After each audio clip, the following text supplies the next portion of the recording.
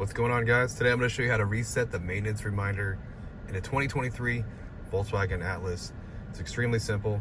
I actually have the car running right now. We're going to use the menu buttons you have right here on your steering wheel.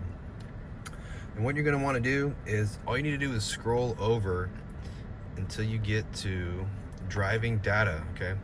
And when you get to driving data, you're looking for the range, okay? Like I have it on here, like the fuel mileage range, okay? But if you're in the menu here, you're just looking for where it says range, okay? Hit OK. What we're gonna do is we're gonna hold OK for 5 seconds, and then we're gonna let go, and it's gonna bring another menu up. And this is the service reset menu, okay? Now, we're gonna reset the oil change service. Just hit OK. And the oil change service has now been reset. And you can reset inspection also, and trip and time and everything, okay?